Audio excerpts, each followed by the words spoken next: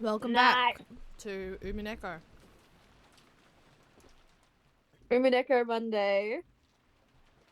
Apparently, Brooklyn's gonna be reading as Rudolph, and I'll be reading other characters.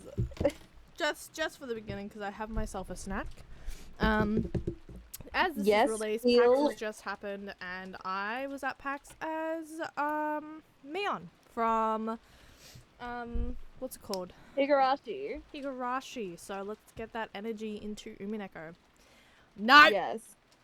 I haven't met a person like that even once. Anarchy. I haven't met them. Kyrie-san, is that true? Even I only greeted her briefly when she came into the entrance hall. She looked like she was a bit over 20. I told her my name, but she didn't tell me hers. She was being guided by a Genji-san, and I saw her go up to the second floor. So I would probably be faster to find Genji-san and ask him directly. Why is Hideyoshi so what's it called? Sketchy. What?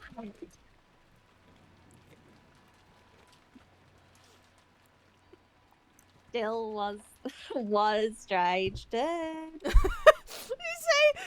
use such a an ominous tone for Hideyoshi. You called it sexy. No, I said what's it called? Menacing. I thought you called it sexy. No. The mystery woman had spoken to Kyrie. Without naming herself, she steered that Kyrie should have had a vague idea as to her identity. That brought someone to mind. And then there was her look-alike, the witch in the portrait. Beatrice!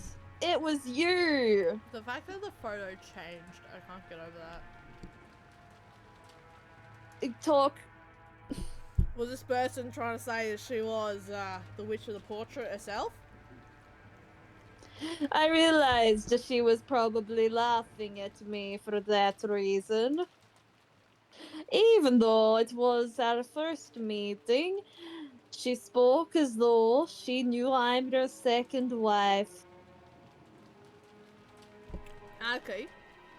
You really don't know anyone like that. You talk too much. Shut up, you bitch-ass brother. I've never seen a blonde woman like that go in or out of this mansion. That kind of thing doesn't matter. The problem's what happens if that woman starts calling herself Beatrice. If she starts calling herself the manager of father's assets and his ass. I like that you put the George twang in Hideyoshi's voice. Maybe that's where George got his twang from. Or maybe she plans to call herself his mistress's daughter and demand that she get a share of the inheritance. Either way, we've had one heck of a joker slipped into the deck. Didn't Isan bring her here? The bitch. Or father? The other bitch? Oh, this is bad. We thought we could man something if we could call it anarchy in our talk. Will this take us back to square one? Dot dot dot dot. I don't know what kind of schemes you've been making when I'm not around, dude. But it looks like we've been given one little time from a counter strategy. Now I'm talking like someone from What We Do in the Shadows. Yeah. Better have some time to prepare. Now have this blonde head need suddenly appear at the dinner table and scare the shit out of us. Until we know why she's appeared, there's a limit to what kinds of counters we can make. What could she be after? Isn't that obvious? She's going to claim she's the rightful heir to Father's inheritance. Father is rather captivated by Beatrice. If he had a daughter with her, you can bet he'd want to leave all of his fortune to her.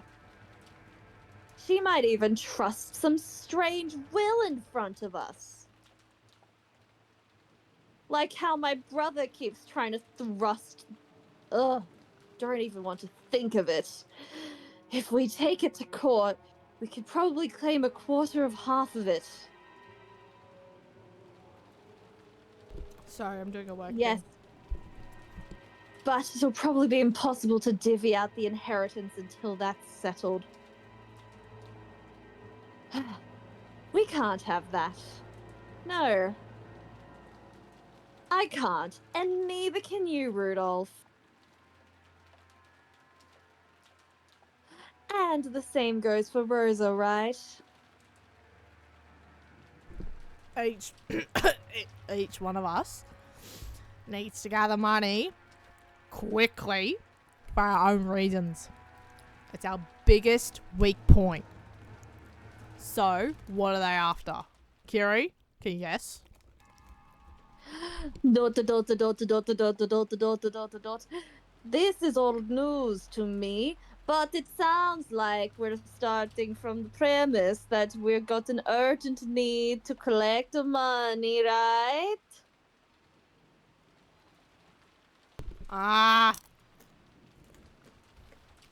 Kyrie-san. Kyrie-san. This is a man's business. You got sometimes need funding when you're on the offensive. Please understand that. Like my offensive bungal. What's that, Rudolph?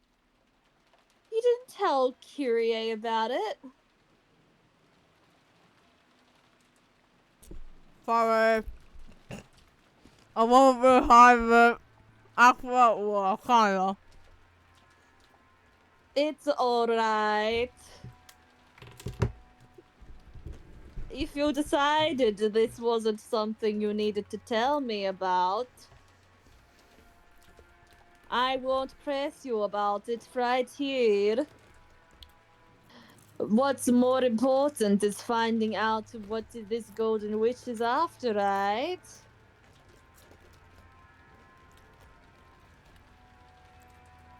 Rudolph, have you gone mute? Yeah, you know what? Can you say how the enemy might come at us?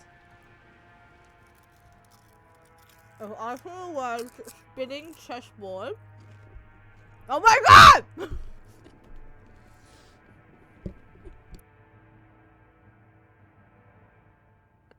It's back! It's back! You will understand the chessboard theory. Mm-hmm. Everybody will talk about it. Mm-hmm. Are you saying this line? Rudolph had a certain measure of trust in Kyrie's unique thinking technique, chessboard thinking. I don't know why I thought Rudolph was saying that. Of course, it didn't give him any more peace of mind than fortune telling. But every time Rudolph was polishing up some important strategy, he'd give a great deal of thought to Kyrie's advice. For a while, Kyrie I keep changing how I pronounce her name, pressed her finger against her forehead, considering. Nandeska? ...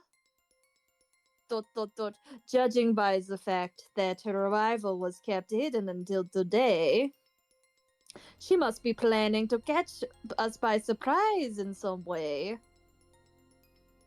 we can't tell for sure whether or not she's after assets or being recognized as a relative. However, her coming was secret until today. Which probably means that she probably wants us to take any measures against her for something we might have done if we'd known beforehand.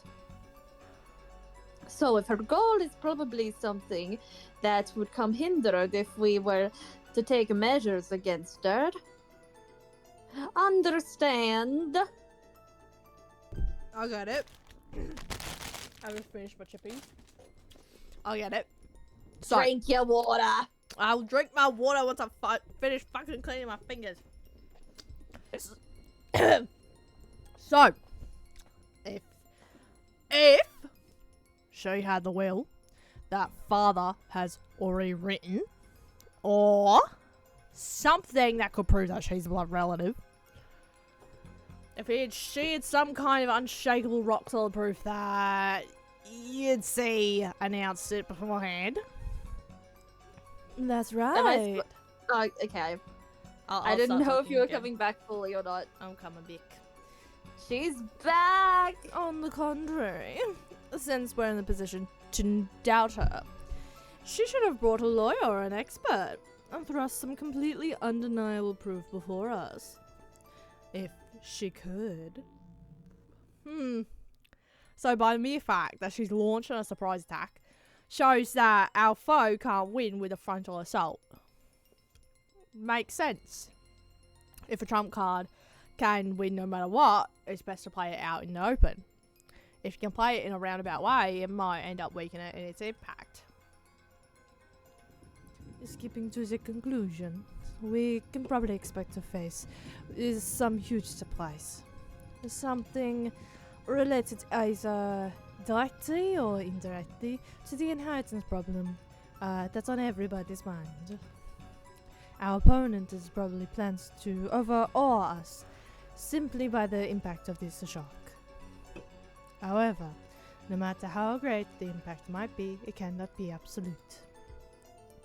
In other words, we have enough leeway to take advantage of this. You've really got brains. Even understanding that much is really reassuring. In other words, you're telling us not to get sucked into an opponent's pace. In the end, that's extremely simple roots. No matter what our opponent brings up, we should deal with it calmly without rushing things. This is just the very first step in the art of negotiation. You really can't say you've predicted your opponent's thoughts with just this. Come on! Just like usual, that was pretty good. Now that we know we've got a little leeway to attack, it helps us a little bit. What we don't know is how connected to Kraus-san, how she's connected to Kraus-san. It'll be a surprise for Kraus-san too. Or was he actually the one who called in here in the first place?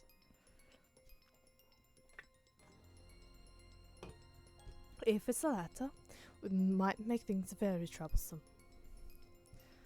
That's right. Secretly calling a mystery woman on the day of the family conference. It would be a terrible taste, but it does feel like something Nissan would do. Okay, let's do this. As long as she can't clearly prove her identity, we won't accept her position in any way. That would be for the best. She's already refused to introduce herself to Kiri-san. We can't let our conference be disturbed by the statements of some unknown woman. She might even show us proof she's a blood relative. If she can prove father's blood's run through her veins, with a maternity record document, there's nothing we can do. It's always possible that physical evidence has been faked. Even if it's real, in order to prove that the person in the documents is a person we see, we need to check their condition at a hospital. At the very least. It'd be impossible to prove that now. on Rockinjima. You're right, even though you spoke like a complete idiot. In other words, it's something like this. No matter what's shown to us now on Rockinjima, it can't be accepted as truth. We can't believe anything until the typhoon passes and they prove it to us in the proper place. Spotting all kinds of holes and stuff like this is Araki's speciality. We'll be counting on ya. Are you joking? You'll be helping too. We need the money. We need it quickly and a large sum. Our fates are all tied together in this. As if we'd just stand by and let some suddenly appearing mystery woman destroy the inheritance we're after. Rudolph and Eva always formed a united front as siblings at times like this. Sickened by the idea that their own inheritance might be snatched away by an outsider, Kiri noticed how indomitable they both looked, shook her head slightly, and gave them a small sigh as she gazed out the window. Outside, it was still raining heavily. Everything was grey, having lost its vibrance. The lush garden that had sun shone on earlier now felt like a lie. For some reason, the words Eva said a second ago kept repeating in Kiri's head. So in other words, it's something like this. No matter what's shown to us now in Rockinjima, it can't be accepted as the truth.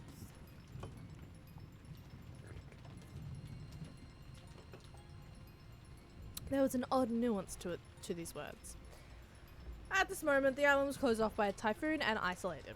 They had access to no public institutions and no hospital. So on the island, no matter of proof related to the outside world was shown, it would always be possible to call it a lie. It would be impossible to prove something was the truth. Now that they were isolated from the outside, all the truths whose proof lay in the outside world would be called lies. So does that mean that right now, on this Rockinjima, no truth exists at all?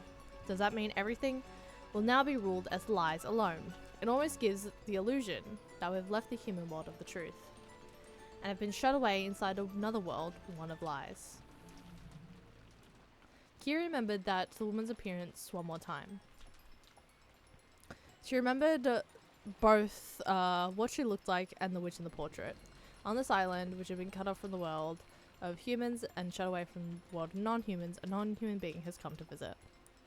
Kiri couldn't think of the smile in the portrait that appeared on the woman's face as anything other than a portent of misfortune.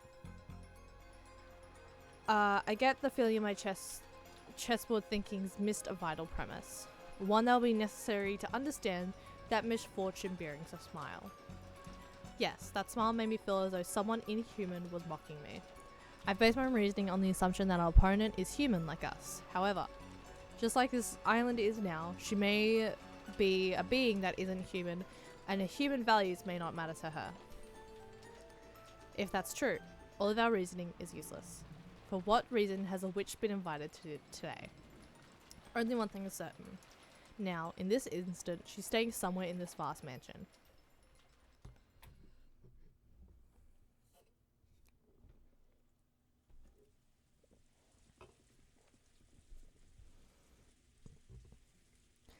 Maria, around lunchtime today, we met her outside, right? A woman.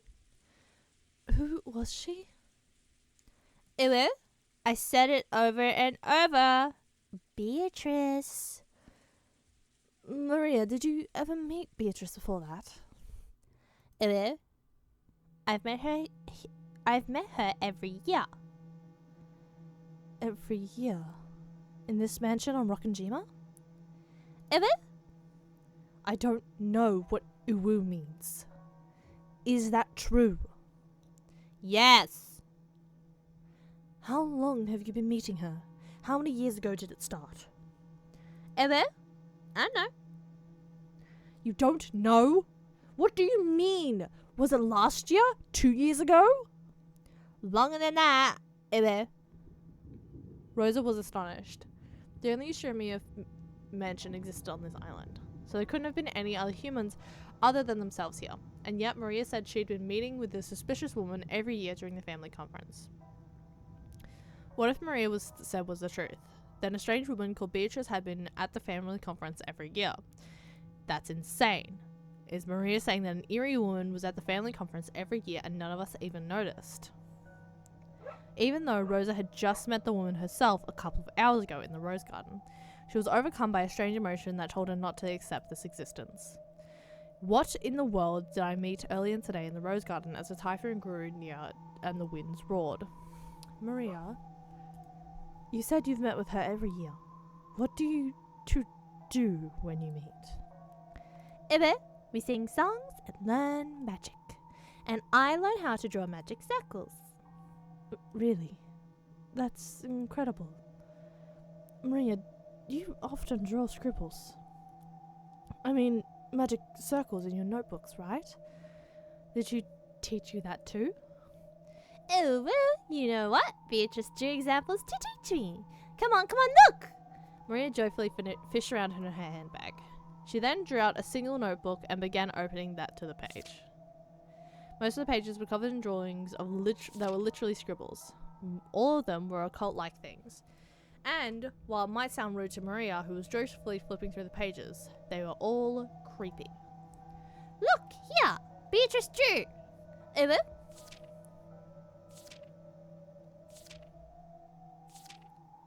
Each one of the pages in the group Maria opened to had an eerie magic circle. Furthermore, a glance at Rosa could see Maria hadn't drawn them.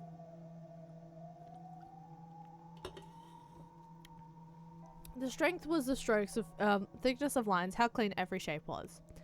By itself, it wasn't enough to guess the background of the person who'd written it, but it was enough for Rosa to say for sure it was someone older than Maria. Rosa had to accept it now. There really was a person on Rokkenjima that she herself hadn't known existed until now.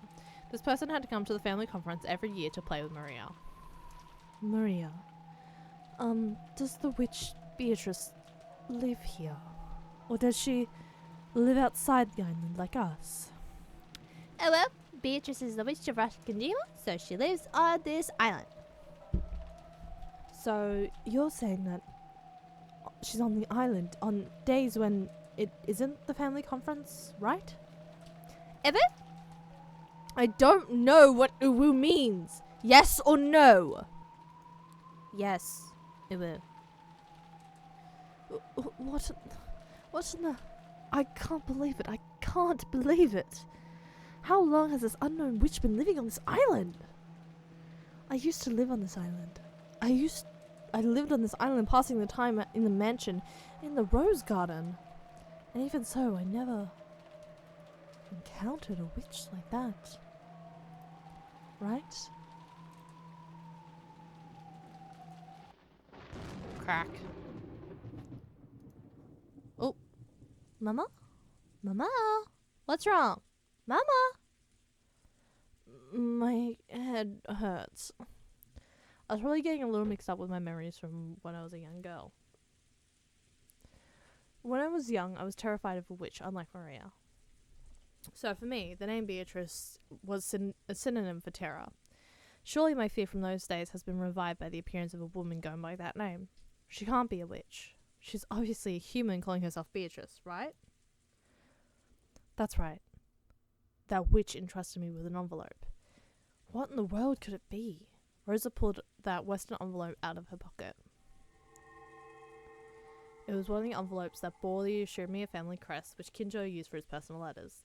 Its red sealing wax had been even sealed by the head ring which Kinzo held, which meant that this envelope belonged to the Shirmiya family head. In other words, it was from father. Why was this woman calling herself Beatrice holding it, and why did she give it to me? That's right. I'm sure she said to read this aloud at dinner. What in the world could be written inside? A sense of uncertainty gripped Rosa, as if opening this envelope might let loose an incredible misfortune. However, at the same time, a little curiosity sprouted up too, urging her to find out what was written inside before the other siblings could. Using common sense, one might guess that it contains a huge decision somehow related to father's inheritance. Actually, since she received it from a woman who called herself Beatrice, there simply had to be some connection. Does this mean that the person wants not just the 4, but a total of 5 people to be included in the inheritance? I need a large sum of money and I can't wait that long. This feels like such a sinful daughter for discussing father's inheritance while he's still alive. But this is no time to spout off cheap ideals. And even I've included with Rudolf Nissan and Eva Nissan in order to get some money out of Klaus Nissan. Coming from that position, I can't help but see the appearance of a witch as a sign of approaching misfortune. What could be written in here? I'm sure it's something frightening. Shall I read it secretly myself first? The witch's request to be read at the dinner table with everyone gathered. But if that's what she wanted, why couldn't she just read it aloud herself at dinner? Why did she go to all the trouble to entrusting it to me? Simply put, it's because she doesn't mind if I read it secretly beforehand. It'd be better to secretly read the contents first. I understand that means breaking my promise, but this is no longer time for cheap ideals. Depending on the contents, I should probably discuss it with Evane-san and Rudolf Nissan too. They're always really good thinkers when it comes to this kind of thing. When I gulped, I put my hand to the red sealing wax. Something suddenly pulled on my sleeve and let out a small scream. What? Maria, don't scare me like that. What is it? Ubu? You mustn't. Huh?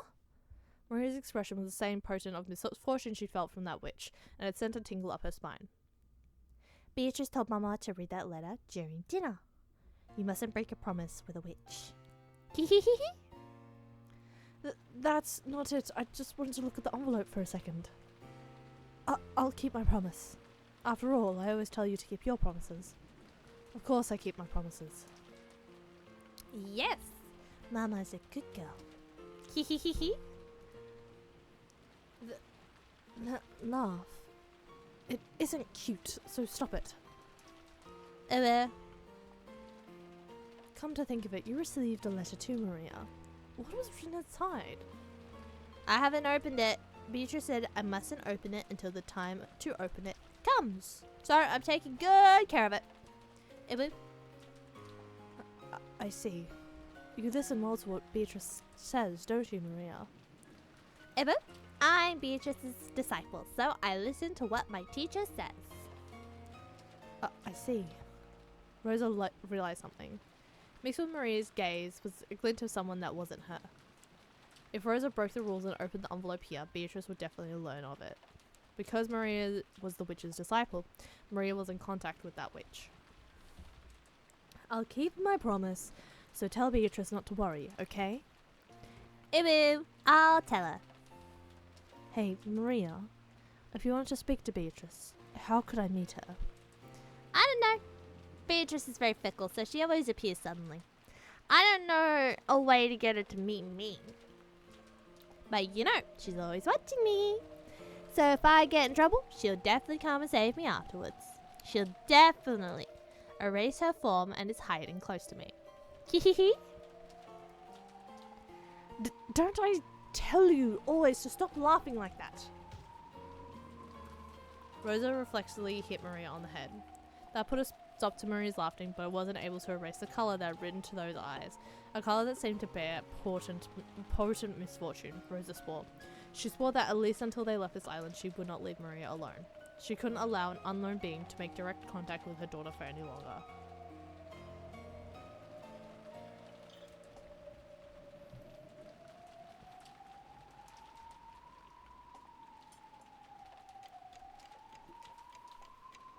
Ooh, clock. 6. The time. Also, sorry if I'm on mute for quite a bit. My dad's yelling at something downstairs. Okay. So if he's calling for anything in the background, I'm just on mute. Okay. Maria still hasn't come back yet. I wonder if she's getting scolded by Aunt Rosa again. Ever since I met Maria at the airport, she's been romping around chatting about Halloween the whole time. But maybe she'd cut loose a little too much. Acting a little too boisterous on the plane, on the boat, during lunch, and because Rosa had cautioned her several times.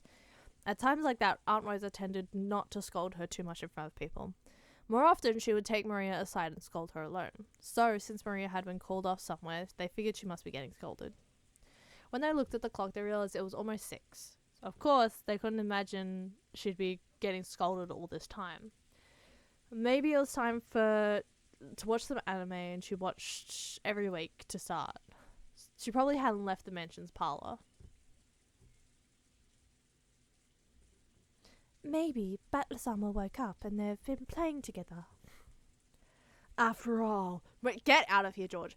After all, Battler-kun has a new friend. She must have, Oh, Maria-chan thinks of Battler-kun as a new friend. They must have had a lot of fun when she played Halloween with Battler-kun at the airport. Battler looked like he was having a lot of fun himself. Maybe he's gotten big, but he hasn't changed a bit.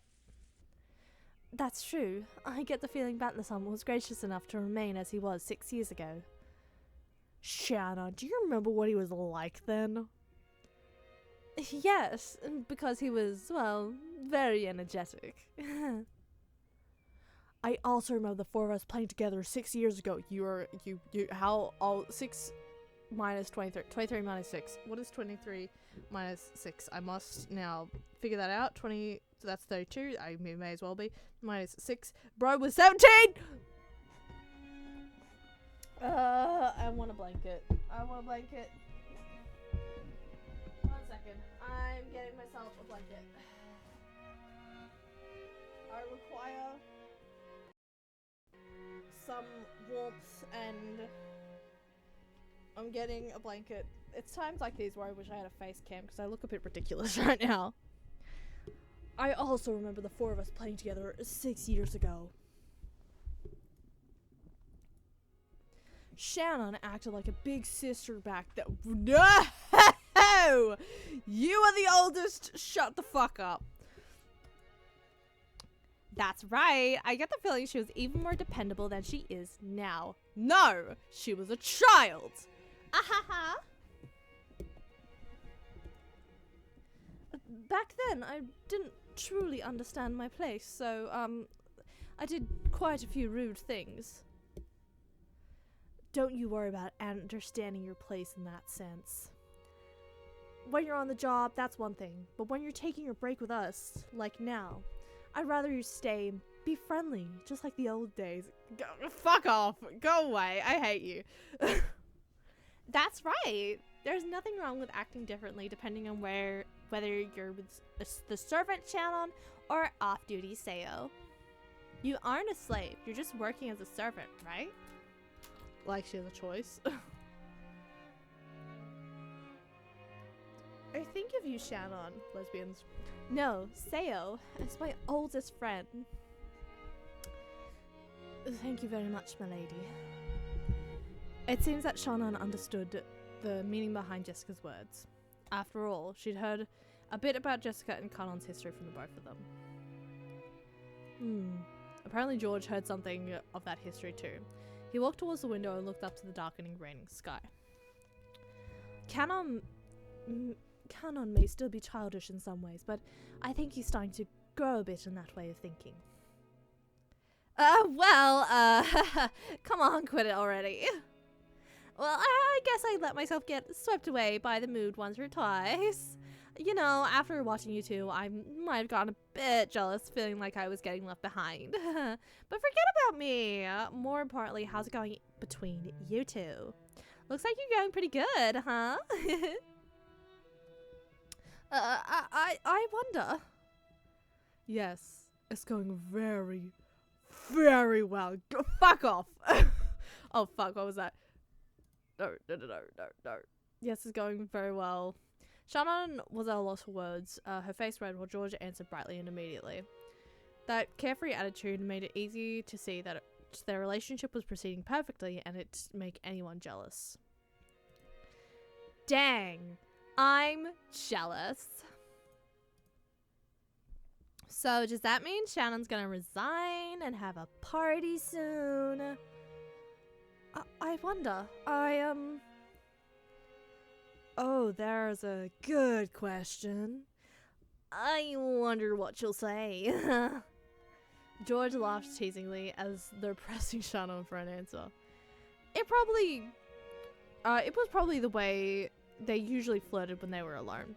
Jessica could only smile bitterly and say, yes, thank you, that's enough. I have a dream. I don't mean some ambition. to become the leader of my own domain and business. I also dream of building a happy family together with a partner I can spend my life with.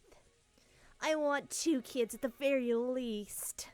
It'd be nice to do some sports as a whole family. I want a baseball team. You know, baseball, the best of the sports. And many more things beside that. I often talk with Shannon about that kind of thing. Jesus Christ. I would not want to be in that kind of relationship where he's constantly talking about what he wants for the future. Though, every time I do, she always laughs and says I'm getting ahead of myself, as she should, you are. For some reason, even at this age I find myself thinking about what it'd be like to live peacefully in my old age. With healthy grown-up kids and grandchildren running around all over the place. If only I could spend the rest of my time at a slow pace, surrounded by that together with Shannon forever. Yeah, you're definitely getting ahead of yourself there. But how should I say? It sounds like you, George Nissan. Queer? Weird and creepy. Being surrounded by a family like that would probably be so wonderful. You say that, they're surrounded by a family like that now, and it's very much not wonderful. It's quite stressful. The ideal family I've painted in my mind is something like that.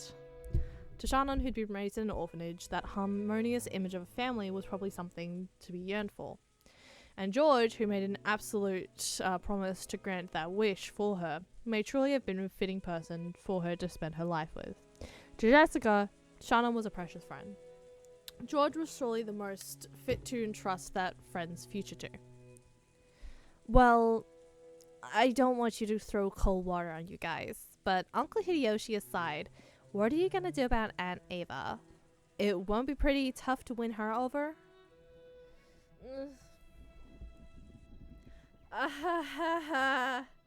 There's no reason for anyone to worry about something like that. No one but me gets to any say in who I choose to be my partner. I will bring Shannon happiness. Ha! Penis. Whose permission do I need for that? Shannon's. Wow. Georgie-san, that was so cool. Can't believe you say such embarrassing stuff like that out loud. I don't remember you ever being that kind of person or character in the past. 'Cause you're not. As they say, you don't need to be a boy for 3 days. You should watch him closely. What? As they say, if you don't see a boy for 3 days, you should watch them closely. I grow as much as anyone. What does that mean? As I intend to study more and more to be a man Shannon deserves, and the one who can bring her happiness. Maybe and George realized how embarrassing the words coming out of his mouth were. I'm now all wrapped up in a blanket, and now I'm all comfy. So I'm getting more yawny. His face turns very slightly red as he scratches his head. George-san, it's okay. I'm sure Mother will be difficult, but you can leave that to me. You'll see, I'll make all the relatives accept you as my partner. Awesome! I'm so jealous of you, Shannon. Seriously. I'm very grateful that you're willing to go that far. Come to think of it, I'm starting to feel like a third wheel here.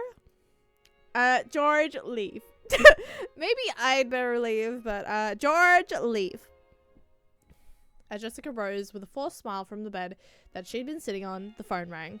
Before Jessica picked up the receiver, wondering what this could be about, Shannon looked at the clock and jumped. Apparently, she spent too much time on her break. I'm sorry. I forgot it was time for work. Then, if you'll excuse me. At the same time, Jessica picked up the phone. Shannon began dashing out of the room. Shannon. Again, at the usual time in the usual place. Yes. Excuse me. Hello, this is Jessica. Genji-san. Yeah, Shannon's going back to you guys right now. We held her up. So please don't scold her. Yeah. Yeah. I see. So it's almost time for them to get ready for dinner.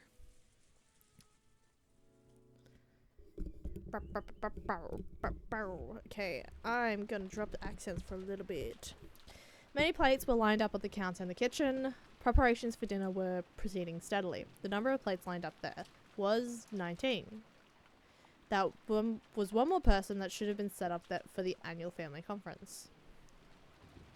I can't accept it. Why can't I deliver it directly? Goda-san flared up at Genji, paying no heed to the pot that was spitting up steam. The master enjoyed eating alone in his study, so his food needed to be served in that room. However, that was something that has always happened. Of course, Goda-san would want to set up the table for master in his own hands, since he put his heart and soul into his cooking. But the master had imposed strict rules that none but the servants bearing the golden eagle crest could enter his study. So, while Goda-san would be able to greet the master from outside the study, not once had he been granted the honor for carrying his cooking inside. Goda-san was always irritated by this. Of course, he was a newcomer in the terms of years of service. However, he had piled up plenty of experience from his previous jobs, and he'd been quite confident that he was able to perform in front of Kinzo in a manner that would do him no disservice. And yet, simply because he was not permitted to wear the golden eagle, he still hadn't been blessed with this honor. Can you imagine what damage would do to his pride? You might think that tonight was a repeat of that, but it wasn't, because tonight there was another person, other than the master, who wanted their food carried to their room. Apparently this person is an extremely rare and honoured guest, and we've been given strict orders to treat them in the same manner as the master, the family head. Goda-san must have wanted to earn some points by serving this honoured guest with his own hands. After all, he was an extremely vain person. If he was qualified to serve the master, then at least this guest of some rank. He simply couldn't find time during lunch, so Kanon had gone in his place. So he truly decided to be personally serve this person tonight's meal, the best dinner of the year. But Genji-san had put a stop to that. Something about how Goda-san didn't wear the golden eagle. After being told more than once he wasn't qualified, Goda-san lost his patience. So hot trending, Goda-san. This is technically, I think, Kumasawa-san speaking. Fresh. I'm not out of internet, am I? No. Okay. So heart-rendering, Goda-san. I cannot do anything more than watch like this from the shadows. Queen, you are very much in the middle of the, what's it called?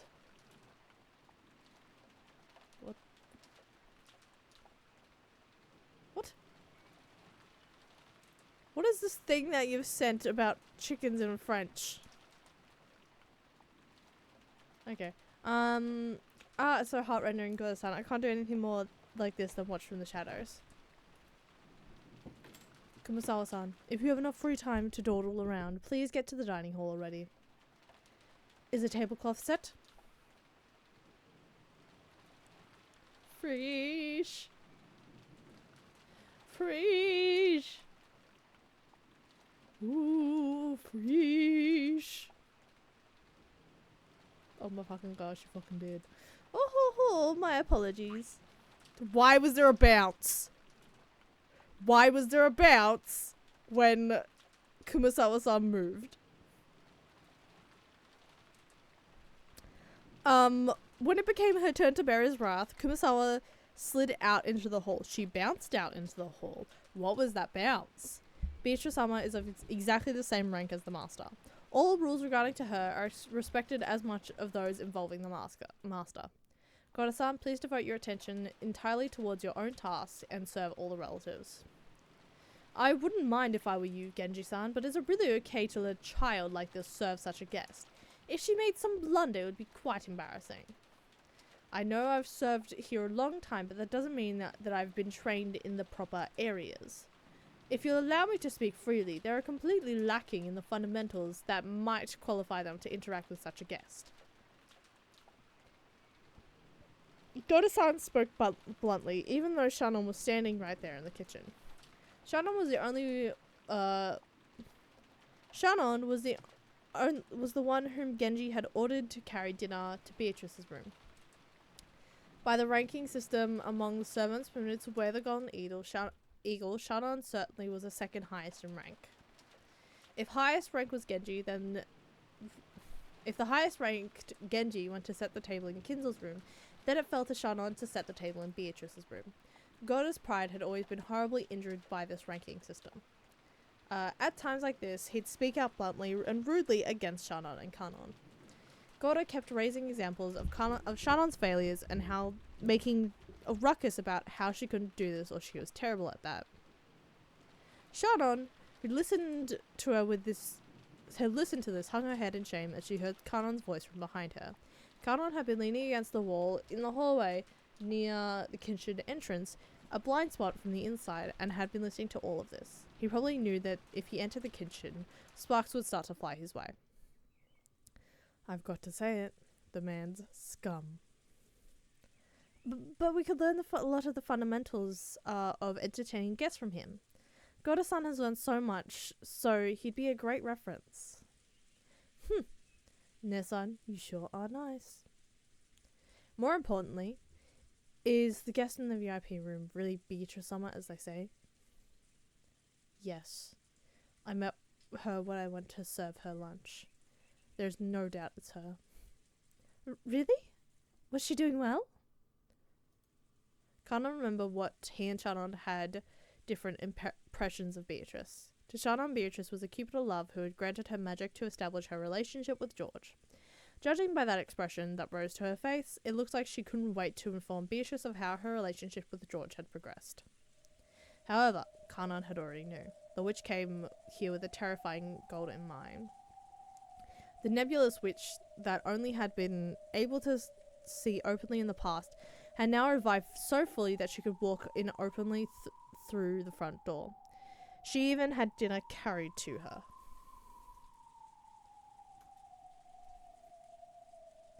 Once she'd vanished from in front of Kanon, once the witch had said something about how her own power was still weak. So, if that witch was now appearing so openly, did it mean she'd finally regained her former power? And she said something else too. She definitely said that she'd sown the seeds of love while fully aware that it would fail. She said even more. She definitely said that the day finally come upon which the door of the golden lamp would be opened. Shannon. She's planning to hold some bizarre ceremony with the master. You can bet it'll be something too horrible to imagine, and no one will be able to resist. What are you talking about? She came here as the master requested, so that the door to the Golden Land would open, and so that everything would be returned to the Golden Land. She definitely said that to me. In the past, the two of them, as furniture, working for Kinzo, had been told about what opening the door to the Golden Land meant. Shannon understood everything without having a single question, and because of that, she felt a deep despair. Something that tore Kanon's heart as she looked at that expression of twisted grief. How could... Why? Why now? Didn't I tell you? We are furniture. Because you acted like a human, because of love, you're incapable of obediently accepting the day our service comes to an end. Oh, once I wished this day would come. But it never came, year after year. I didn't know how long it'd be before we'd forced to endure suffering as furniture. So I thought that a day of rest wouldn't come for all eternity. I thought the same thing, but I believed that it would be differently. It would definitely come someday. So I never forgot that I'm furniture. But Ne-san, you did forget. It's my fault, isn't it? It was I who... Yeah, it's your fault, Ne-san. If only you hadn't experienced love, we'd both be happy this day has finally come. You built up too many pointless regrets, even though you knew you'd have to leave this world someday. Will the ceremony begin tonight? Yes. And she said one more thing. Tonight, George Summer will probably give you an engagement ring, Nissan.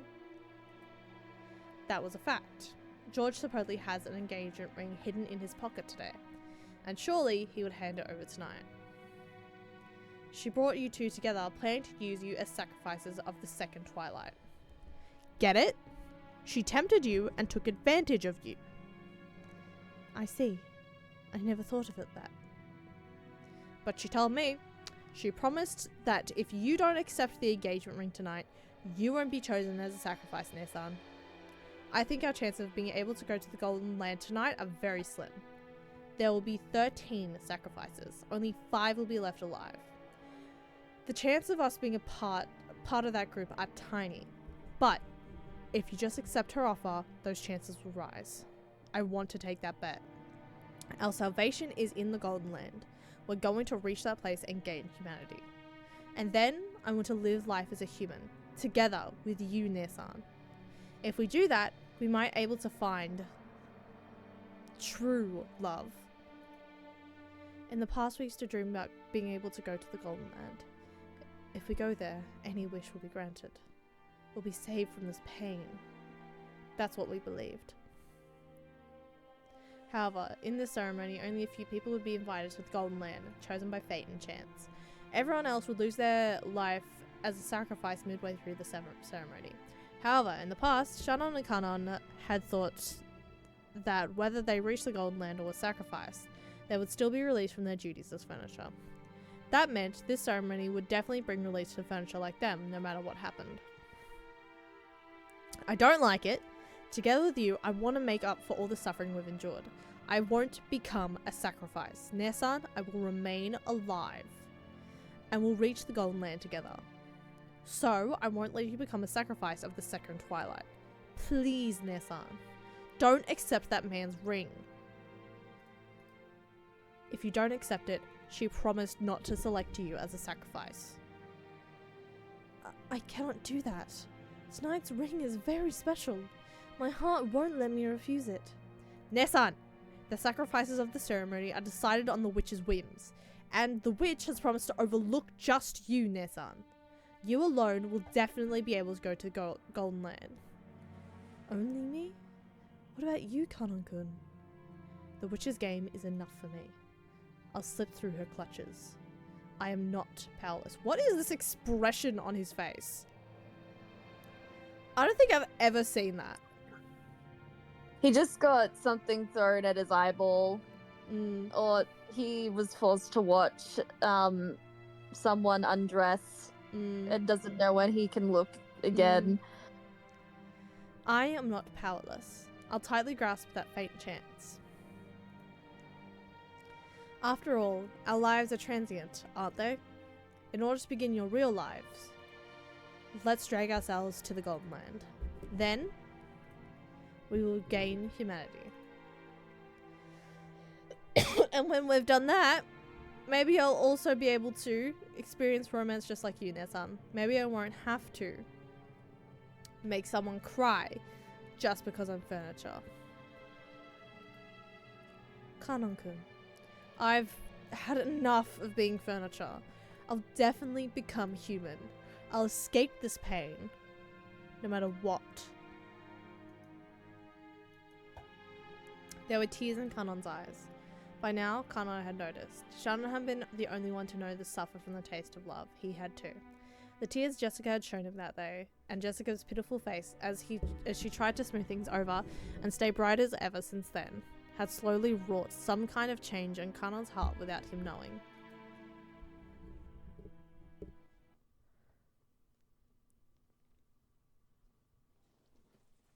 Shannon?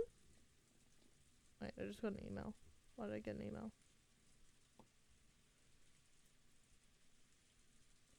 What email did I just get?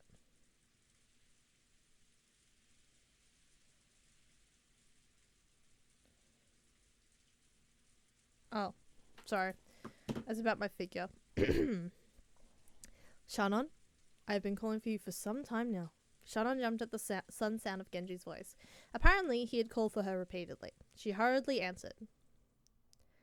When she turned back, Kanon had disappeared. It seems like he didn't like showing his tears to anybody. Yes, I'm so sorry for being careless. I entrusted Kanon with lunch, but it should have been you, as the next rank after me, who carried it.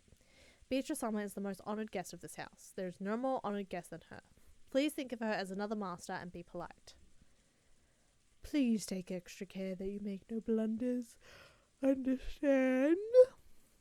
It is quite painful for me to entrust this to someone as inexperienced as yourself, but there's nothing we can do about the house's rules.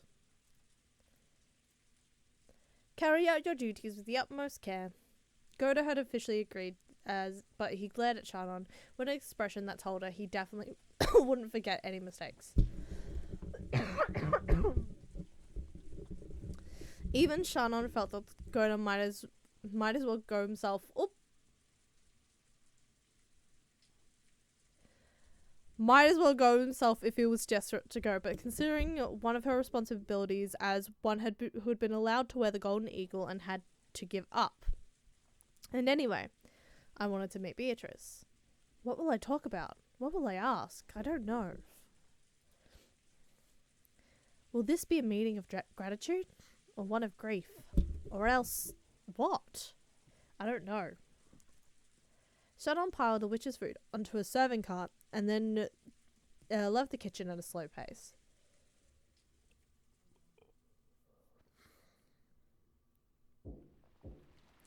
The person knocking was Kraus. Father, today is our annual family conference. Haven't the siblings gathered here just to get a glimpse of you?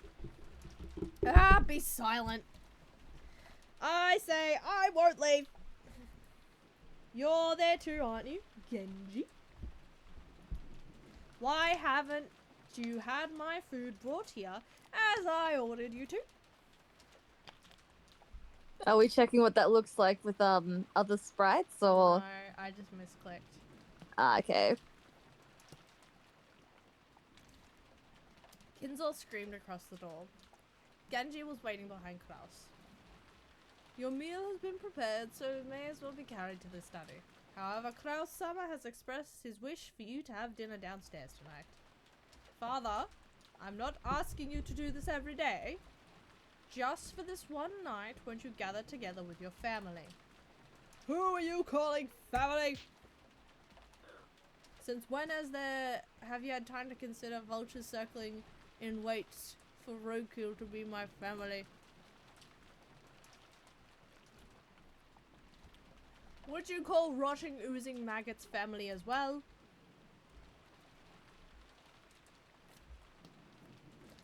My.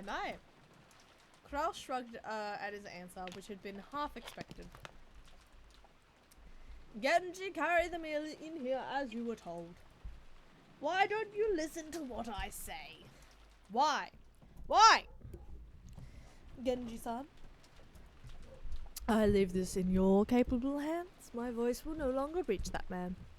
Kraus gave his head a small shake as he quickly turned his back on the door to the study. He'd only come calling to save face in front of his siblings, knowing full well how useless this was. After Genji watched Kraus disappear down the stair, he called again across the door. Master, we have finished preparations for your meal to be carried here. Shall we bring you some for Dr. Nanjo as well? Nanjo could be seen in the study. Because Kindle had forcefully pestered him into finishing their long-lasting chess game, they have been playing against each other since the early evening. Nanjo had announced as the doctor that Kinzel's days were numbered, so he couldn't refuse if Kinzel demanded that they finish this game while they were still alive. Kinzel was thinking deeply about his move, concentrating more than usual. It had been Kinzel's turn for quite some time, and Nanjo, who was tired of waiting, had randomly pulled out a book on magic that he couldn't understand and was skimming it.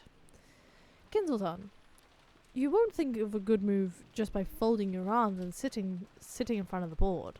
Perhaps we better take a break to refresh our minds. Be silent. That should be enough to solidify my defense. Will the bishop and the knight be able to penetrate that opening? What? Today, Kinzel was focused on maintaining a strong defense. Normally, Kinzel's motto was that the offensive was the best defense. However, today was completely opposite. I am also hungry, so shall we suspend the game here? Besides, I've used my head so much, without a break, I'm already feeling dizzy. At this rate, I might not be able to perform at my best. Now, that won't do. In chess, both players must always have their best move. Any other sort of move is merely a nuisance, considering ruining a game whose focus is predicting your opponent's thoughts. Such a thing considerably reduces our enjoyment. Kinzel sighed deeply, finally shifting his gaze away from the board. Chess isn't chess without an opponent. If that opponent is tired and wants to suspend this game, there's no getting around it. True, the goal of chess is for both players to make the best possible moves and aim for victory. It is an intellectual game when reading your opponent is key. But, Kinzel-san, have you forgotten there's another goal besides victory? What? What other goal could there possibly be? Come to think of it, you of all people would forget something like that. Chess is a way to pass the time and have fun with a friend. You've got me there. I believe I once said those exact words to you long ago. Yes, you've got me there. Kinzel, who almost always wore a frown, relaxed his face for once and laughed. Nunjal felt like he'd been reunited with a close friend he hadn't seen in ages. That's how it is.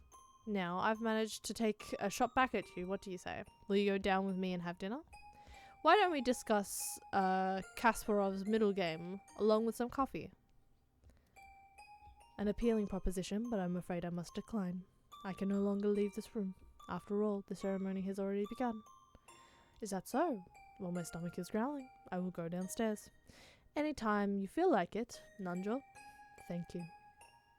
Oh, what could you be thanking me for? We didn't finish our match. However, it seems like I have somehow achieved the second goal of chess, which I have forgotten. And it would appear the goal is no less important than achieving checkmate. This isn't like you.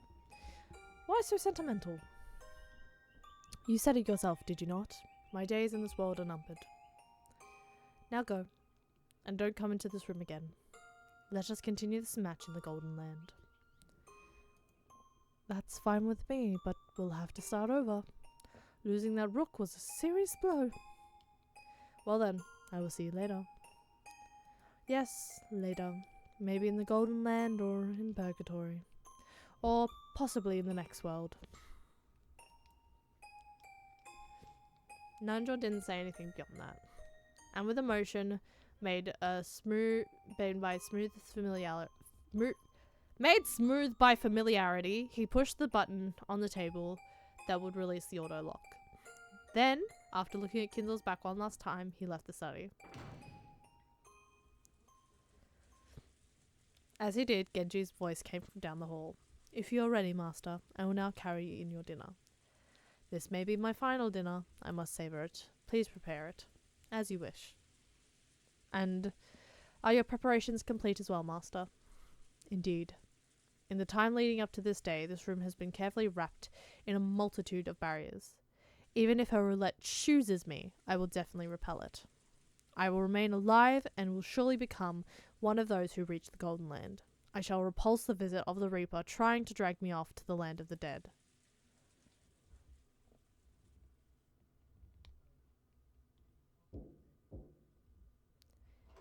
What?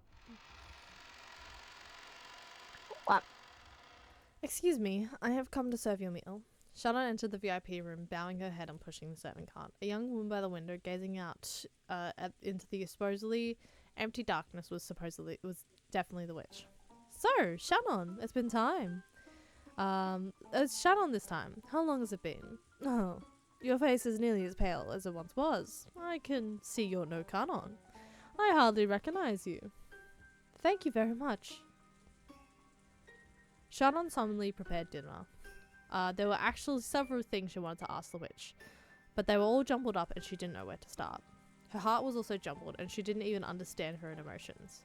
So she could only do her job dispassionately with everything still vague. However, the witch saw what was in her heart.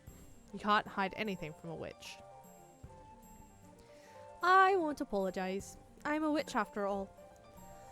Oh my god. Apologize for what? Yeah, I'm not doing the voices again. My throat has started to shred itself. Oh no, bestie! Do you want me to dairy it up as best I can? You can, but I'm happy to No, just to read it plain. I couldn't even do whatever curious voice was. Oh, bestie, your poor voice. Drink some tea and worship Beatrice. I had water. I think Heat that water up. no. I think we will Make end the flavored. session at 6:40. 6:40. Okay. At 6 5:40? o'clock. 6 o'clock. That's 40 minutes. That's why my brain was like 6:40 at 6 o'clock. Okay. Yeah, we're gonna go for another hour and a and half. so. Come now. Kana must have told you about it. I only rescued your love life because of my mischievous spirits. It was nothing more Love life. than a seed I sowed so I could watch your love grow complicated and twisted and fail. I imagine some people will think of it as more fun to hear about love than to have it. You couldn't possibly be trying to thank me, right? I am. No matter what kind of ulterior motive you had when you gave me the magic of love, it doesn't change the fact that I received it from you. So, even if you sowed that seed of knowledge that the two of us wouldn't be able to stay together for life, I won't hold a grudge against you. It seems furniture is dull after all. Aha! This is where I show my skill, and by cooking into something interesting. I don't understand what you're thinking, Beatrice Summer. You are a great witch, and people like us don't even reach your feet. Nor can we even imagine your grand thoughts. But at least one thing I can say. What is it? Thank you for teaching me to be human. You said it yourself. I'm no longer furniture. Be silent, furniture.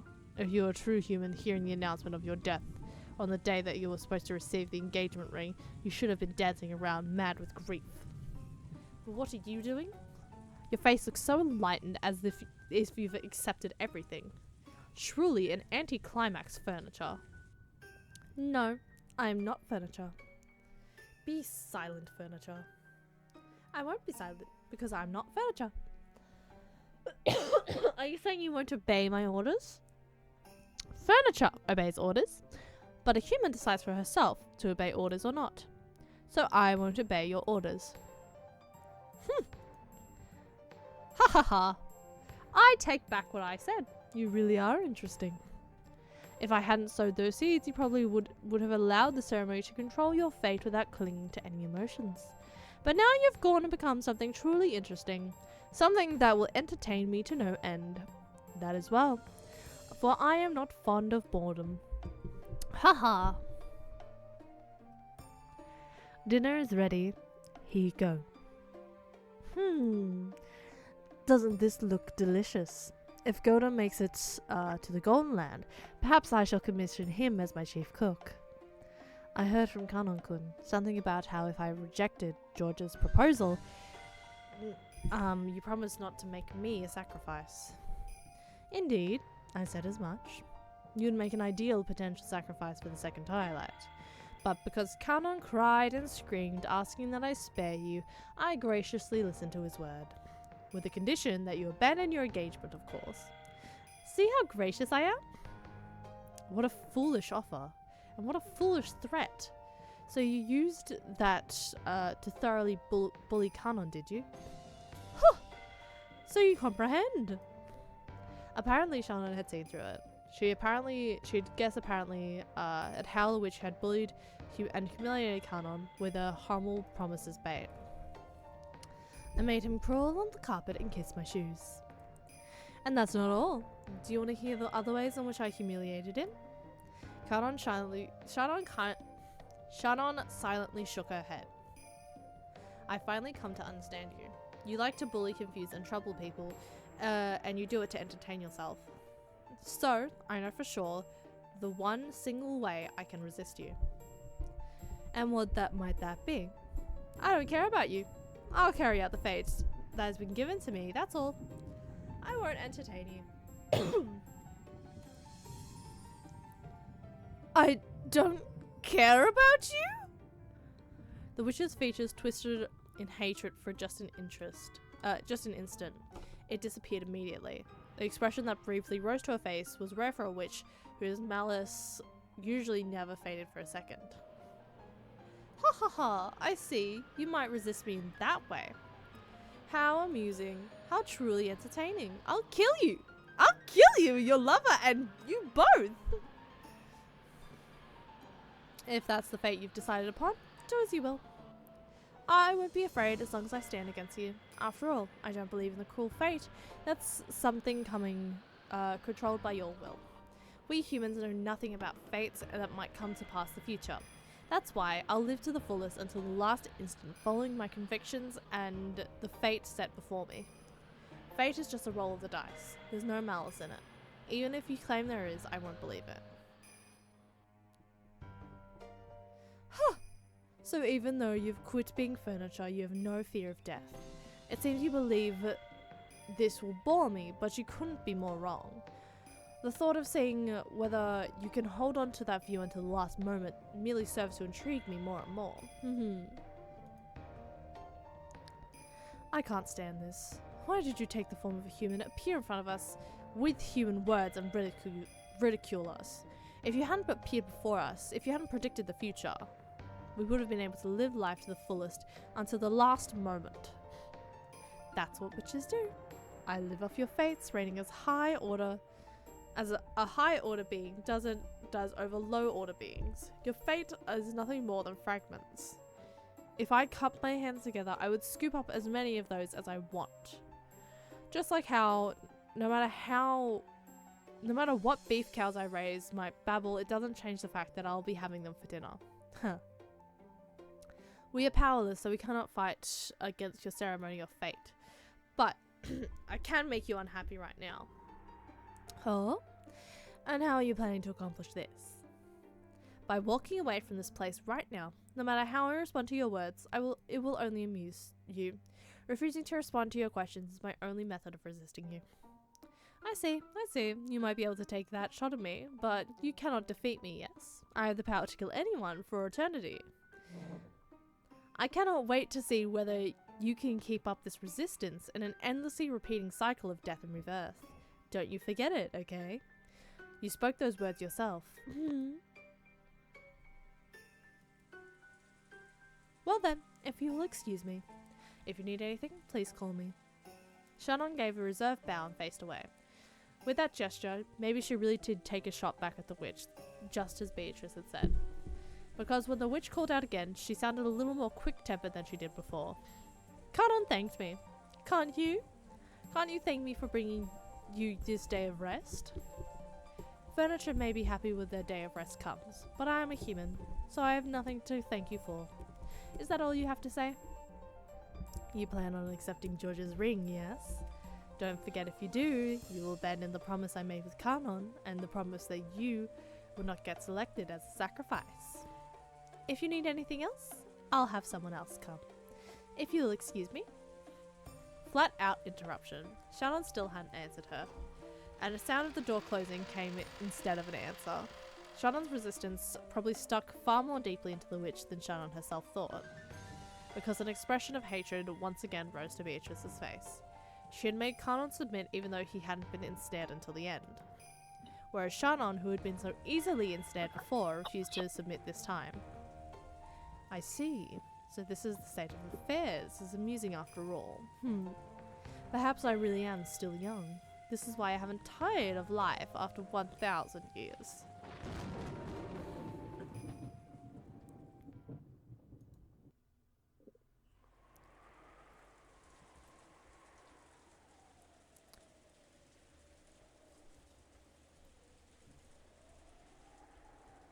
This was the most fabulous part of the family conference. Fabulous, darling. Fabulous.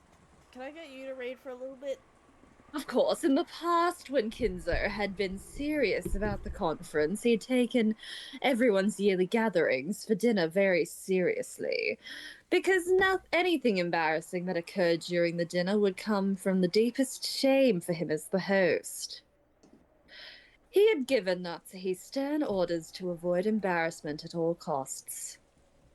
Because of that, She and Kraus eventually hired Goda, who had confidence in his cooking abilities. Thanks to that, they became able to serve wonderful dinners they could be confident in. But by that time, Kinzo had closed himself up in his study and never appeared for dinner. You know what, Nazi? I've randomly got a headache. Thank you. You're sharing your headaches with me. Maybe you could call that ironic. When the main dish for tonight, calf steak, was set out, Gerda began to describe it proudly, further stimulating everyone's appetites.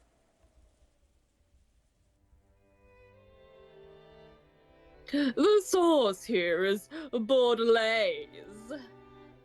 Of course, the red wine base I used was excellent, even among those made in the Bordeaux.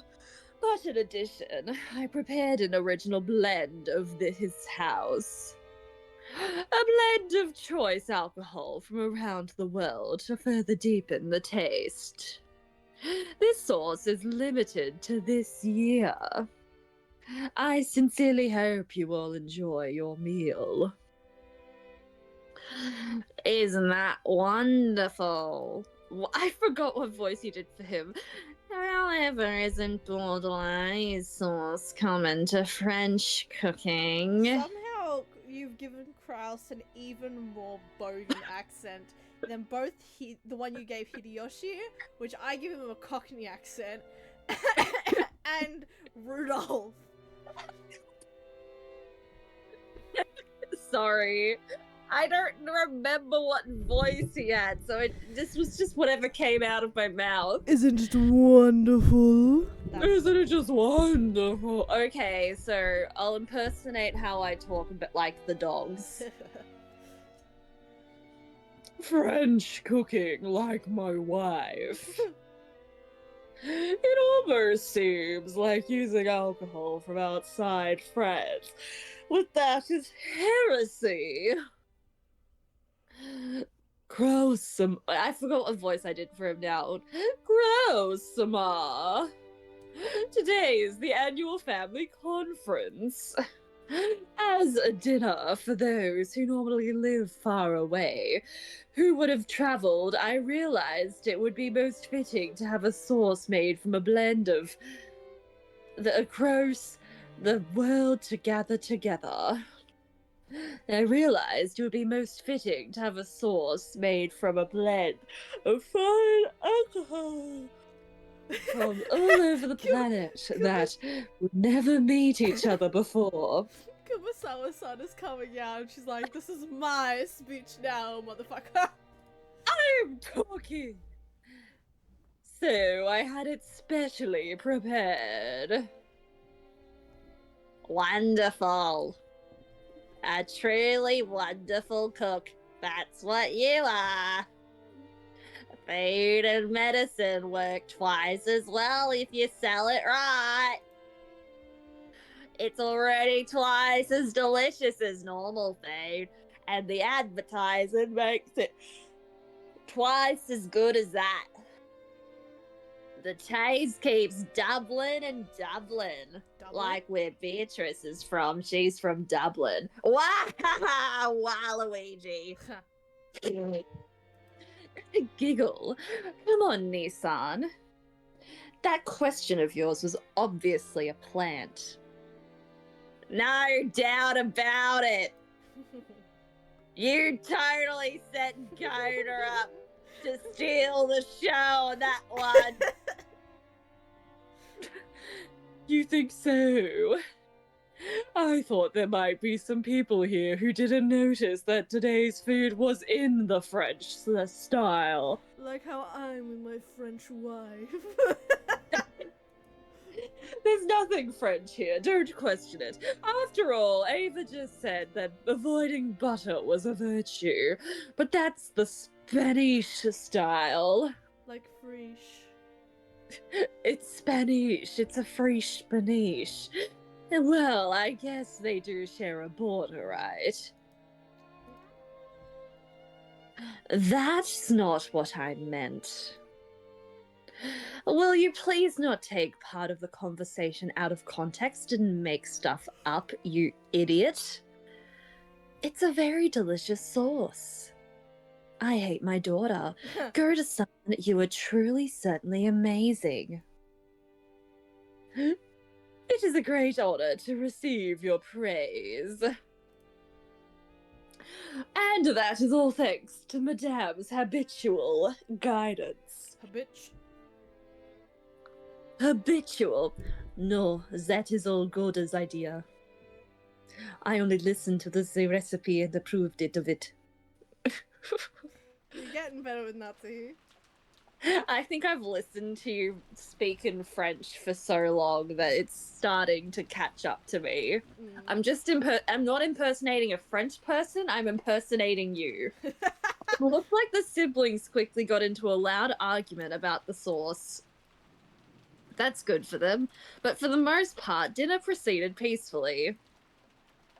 However, a certain question they desperately wanted to ask burned inside each one of them. It was about the visitor, the 19th person. Who the fuck was that? The Golden Witch. In actuality, Eva and Rudolph were and the rest were very much on their guards during this meal. If the mystery guest was to ever be introduced, this dinner would be the most appropriate place to do it. However, no place was set at the table for the witch. The family conference would begin in earnest after the meal, and previous experiences told them that it might last until deep into the night. However, they couldn't imagine that such a person should be kept hidden until that late. If they were going to be introduced, it's good to do it now. So Eva and Rudolph and the rest were starting to feel a certain suspicion. Perhaps this guest was unknown even to Kraus. If this wasn't an assassin called by Kraus to give him an advantage in the inheritance problem, then maybe they should speak frankly to Kraus beforehand, creating a common front to resist anything disadvantageous to the four siblings. If she was Kinzo's assassin, whose purpose was to keep the inheritance from being handed over to the four siblings? And the enmity between Kraus and the other siblings would only become a weak point that benefited the enemy. Well then, please enjoy at your leisure. When he finished explaining the reasoning behind the table setting and the cooking, Gerda tried to leave the room. Sorry, that loaded really slow on my end. Kyrie called him to stop with a small voice. Yes, Kyrie-sama. What is it?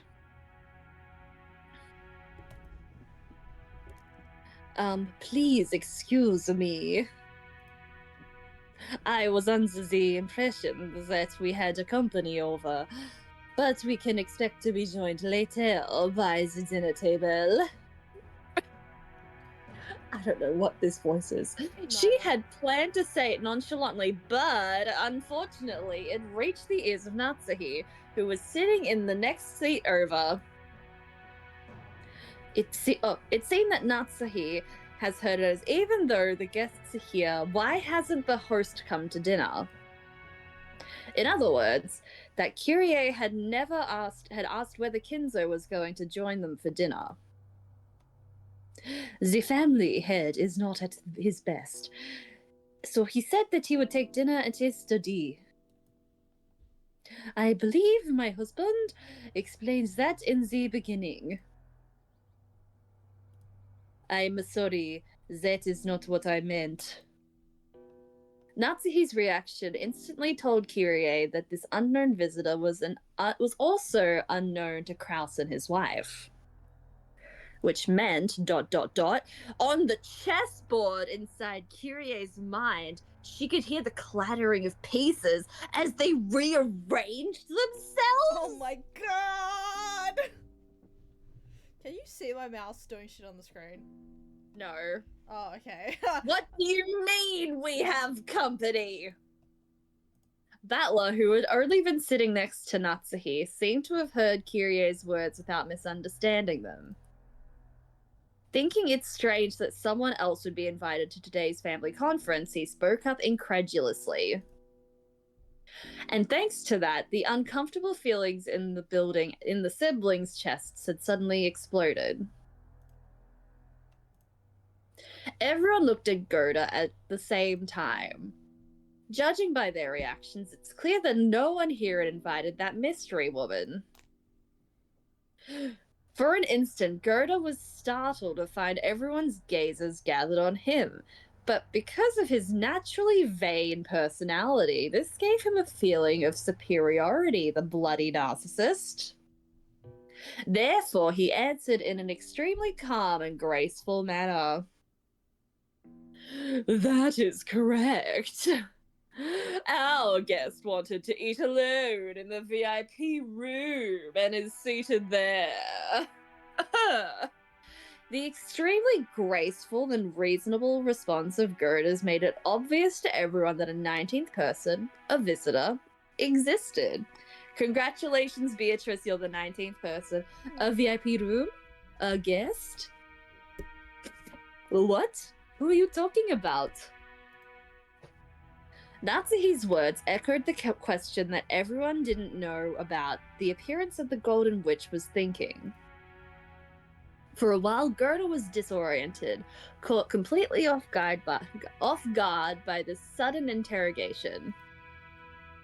This was a guest who had been treated with such deep respect. He hadn't imagined that Kraus and his wife might not even know about her. The guest is, Beatrice Samar. Beatrice! CC! Beatrice came. Uwu. Maria had been telling the other cousins over and over again that she had met Beatrice that day. The cousins had answered flippantly, but they hadn't believed. So their eyes grew wide. Sorry. I totally thought you were joking, Maria. So, she really was here. By Beatrice, you mean that Beatrice with the gold? Uwu, I've been saying she exists the whole time. No one believes. Ew. Sorry, Maria-chan. That's not how we meant it. After learning that everyone doubted Beatrice's existence, Maria, who had been in a good mood all day, completely lost her temper. George, who sat in the next seat over, tried to frantically calm Maria. Wait, what was his voice again? Gerda, this is some sort of dinner entertainment. Oh, whoops. Quite a performance. Anarchy! Quit playing dumb! You're colder here, right? Cold? Cold whom? From where? Nissan, let's be clear about this. Who is she? Who is Surely you aren't going to tell us it's really the Beatrice from the portrait, right? I don't have a clue what you people are talking about. I'm losing hair. Gerda, you really aren't joking, right? I'm balding by the second. I just was ordered by Genji-san. Call for Genji. Immediately. That's not French. What? When Natsuhi yelled, Gerda sped out into the hallway. The sound of the door being thrown out, the spark that suddenly set the dinner table ablaze, really does learn a bit slower sometimes. Yeah. Son, you say you're in the dark too, Anarchy? Who called it? Was it Dad? I don't know anything about this. It seems you people think I've been pulling the strings behind the scenes, but that's a huge misunderstanding. Calm down, Kraus Mason. We've gone past the stage of skirmishing with each other. If you're saying even that you don't know this mystery person, then something crazy's going on. Hideyoshi-san, can't you be a little more discreet with your words? My husband would not unnecessarily invite people to the family conference.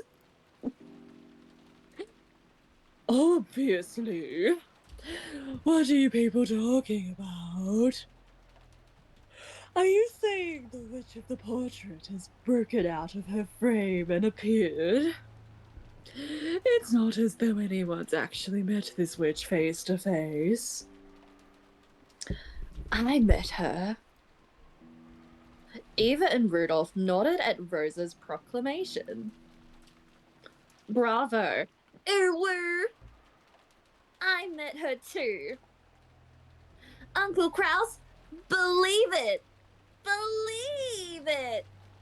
Yeah, I have my ninja clan. Ninja clan, here we stand. Ooh, ooh, ooh. Naruto, I'm on my way. Naruto, I'll be okay.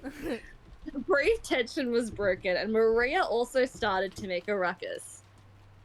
By now, the room was thoroughly wrapped in chaos. I don't have a clue what's going on. So what does it mean? Why do I feel like both of us do a very similar Jessica voice? Like, it doesn't matter which one is saying it, it will be the same It's Jessica probably voice. like how, I don't know.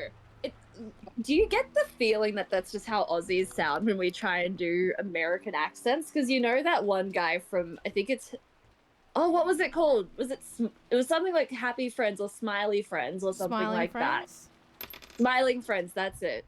I confused it with like Happy Tree Friends or whatever that one's called. Mm. But there was that one red guy, and he's just voiced by an Australian. Mm. But he's like like just has an American accent that's just like very Aussie, and I also feel like is very Jessica.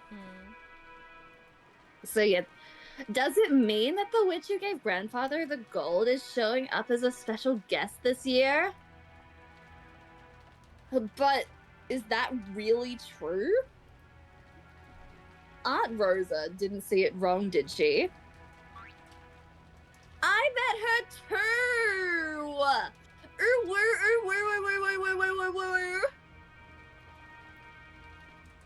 Aunt Rosa, are you sure? Yes. Maria and I met her, and we even talked to her. I met her. That was definitely a witch. Believe me. Believe me. I definitely didn't see it wrong or hallucinate or anything. What on earth was that?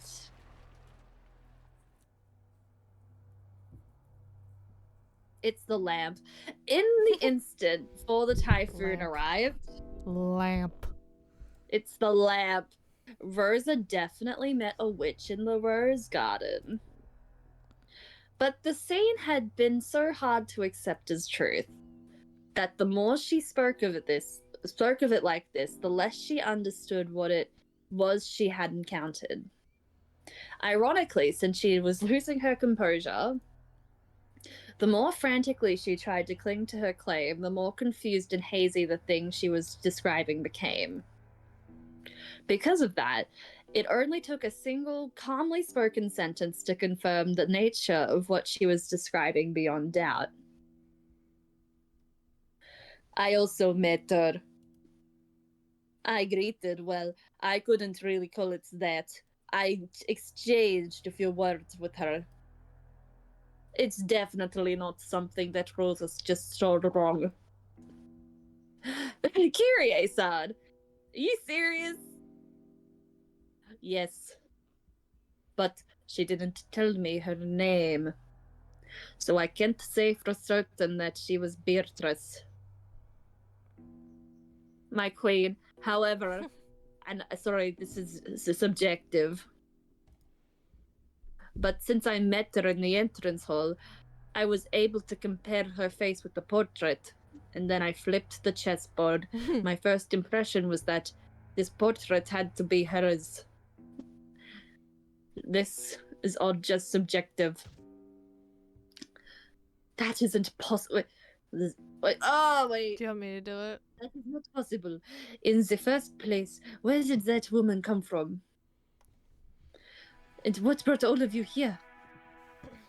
The only boat arriving today was the one that brought all of you here. Was she on that boat? ... Well, it's hard to say for sure. Of course, I don't remember any woman like that getting off the boat with us. Oh, is that all? Can you prove there wasn't a boat besides the one we've rode on? You can't. You can't prove one didn't arrive in quotation marks. Makes sense. If another boat did arrive, it might have been possible to prove it. If someone saw it and they saw it, then you're done. But it's impossible to prove a boat didn't arrive. Even if everyone says no such boat arrived, that they didn't see it arrive, you can't prove that it didn't arrive secretly. All the in quotation marks. The quotation marks hurt my brain. It's that thing that they call a devil's proof. It'd be simple to prove that devils exist. All you have to do is meet a devil. But it's impossible to prove that devils don't exist. Just by saying that no one has ever met a devil, you can't deny the possibility that they're hiding away somewhere humans can't go. So why can't he apply this fucking logic to witches? That's what I mean. He's an idiot. The But he's fucking also a smart idiot. the fucking cognitive dissonance on this man. I swear. You can't deny the existence of aliens for exactly the same reason. What about witches, motherfucker? This man he's not objective. He's only subjective. Until humanity searches the whole of space and can show perfectly that aliens don't exist, you can't be sure that they don't exist. And it's definitely impossible for us to ever check the entirety of space for the existence of aliens. That's great, man. Therefore, while there may be a number of ways to prove that aliens do exist, it will always be impossible to show proof that denies their existence. That just sounds like a tangent I would go on. So, any discussion about there being a second boat would be a waste of our time. She wasn't on the boat with us. That wasn't even... Wait. That is such a fact. So she must have arrived on the island through some other means. That's right. There may be no need to discuss how she came here. What's important is that she's actually in the mansion now. Doesn't feel like having dinner with us. You have to get away from the George voice. Oh, that was hard. Okay, let's review it. Right now, there's another guest on this island other than the 18 people with the Ushirimiya family. And this is a guest even Anarchy and Natsuhi-san didn't know about, right? I know nothing. I don't know what you are talking about. Be silent for now. Your headache will get worse. It is as my wife says. I have no idea what you people would be talking about up until now. Then there can only be one answer. Father called her here. Called her here for today's family conference. For the family conference? Again, why? I don't know that. I'm questioning you because I thought you might know. Eva, could you give it a rest? Krause-san said he doesn't know. So, here's what we got. Father stealthily invited the witch of the portrait as a secret guest. And she met with Rosa-san and Maria-san and then Kyrie-san. That's all for now. If she has something to say to us, she could just show herself right away. Now we've got to wonder why she shut herself up without greeting us. Does that mean Dad is never gave crap about this family conference in the first place? Secretly called a new mistress here? Now you understand my pain of voicing Rudolph. Only because I was just voicing Hideyoshi like a millisecond beforehand. And never... and never had to wear the clothes of his ideal witch. ... This day is too important for that explanation to fly. Why? One reason to join in on the family conference. She wants to claim some right to father's inheritance. Ridiculous. The family's head wouldn't do something as filthy as that mistress. I told you to be quiet. You harlot. I've lived in this mansion with father all this time, and I've never heard a thing about something like that. If we stretch the possibilities to the limit, and assume father had an illegitimate child with some mistress decades ago, then maybe father searched her out and caught her here today. Is that what you guys are trying to say? Dear, it is absurd to think that father had such a child. To waste the noble blood of the Ishinomiya family on the mistress? This is nothing more than a few people making wild claims. It's obviously a fantasy, a delusion, a daydream.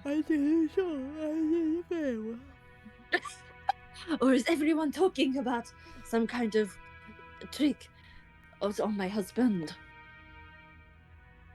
What act? If anyone's acting, it's you. Quit it, Anarchy.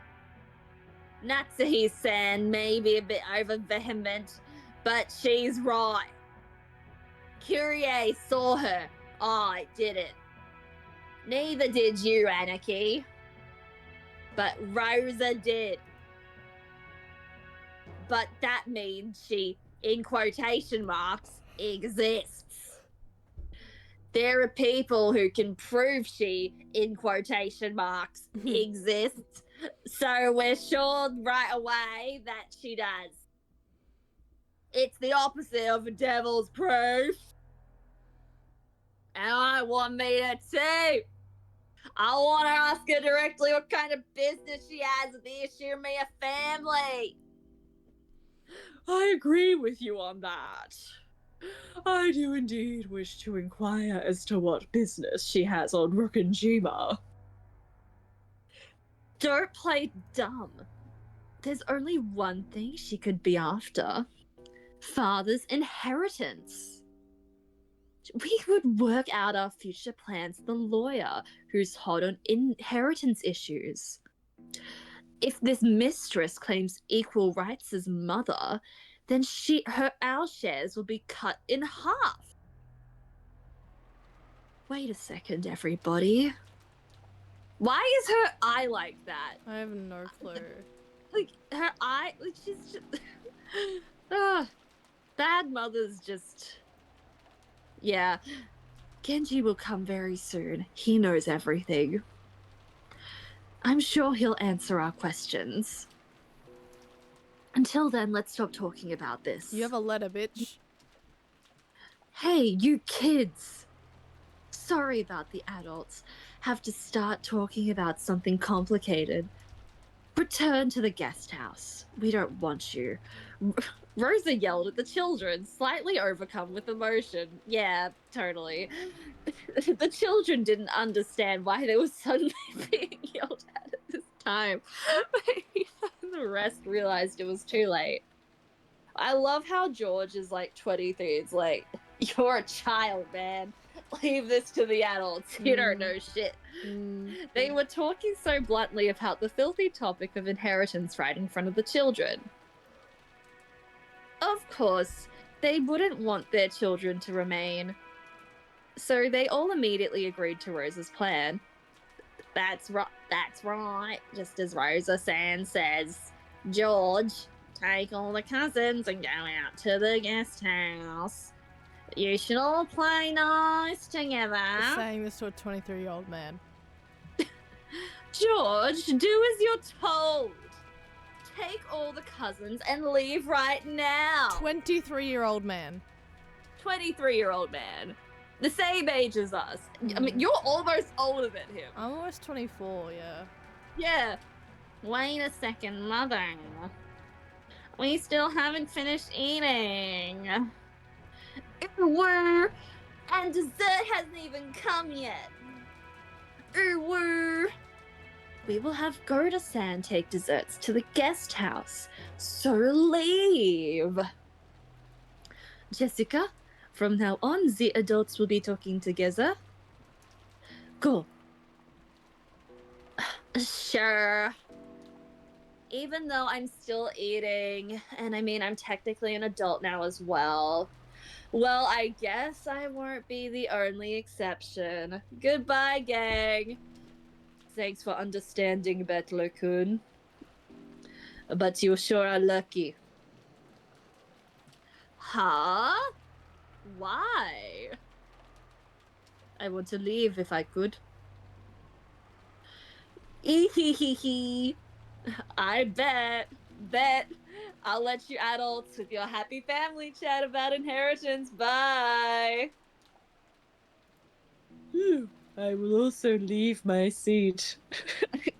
Kurosawa's back. At any rate, Male Kurosawa. it appears my turn will not come tonight. Nanjo quickly rose to his feet. From his seat in the farthest corner, he had been calmly watching something. Surely that reaction of his was very adult. Just as what you'd expect of a calm old gentleman. Yes, he's old, so of course he's acting like an old man. When Nanjo rose from his seat, it ended up encouraging the others who were supposed to leave. The children noisily rose from their seats, and they hurried into the hallway. The servants returned. I apologize for taking so long. I have called Genji. What's up? I'm Genji. I was checking to see that all the doors and windows were shut, so it took me some time. Sup, I'm Genji. Sup, I'm Genji. I apologize, I'm Genji. Come on, children, to the guest house. I love how she's supposed to be angry, but we both just interpret her as like a really quiet person. Yeah. Gerda-san, my apologies, but could you carry the children's portion of the dessert to the guest house? Ha! Is that what you wish? It seemed Gerda wasn't amused to see the dinner he'd worked so hard on to be interrupted like this. He sent Natsuhi a look as though asking her whether that was really okay. Do as Rosa-san says, and it will not necessarily set out dessert for us. Do not approach the dining hall until we call for you. tells the rest of the servants to do the same. And Oh shit. My internet. No. is it frozen? Oh my god, the internet. Back? Yeah, yes, merci beaucoup. As you wish. Come, everyone. Shall we go? Maria-san, you mustn't trouble your mother anymore. Where? I want to talk about Peter too. No.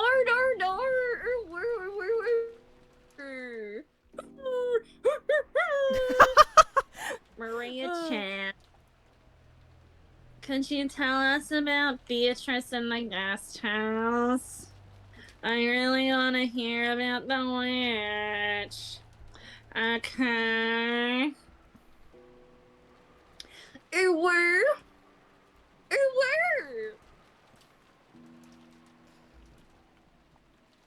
You're so pretty.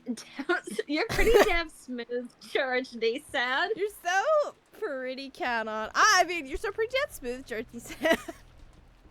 You're so pretty, cat on me. Like, what? I don't even know if you're in this room right now. Can you hear me? Oh my god, George.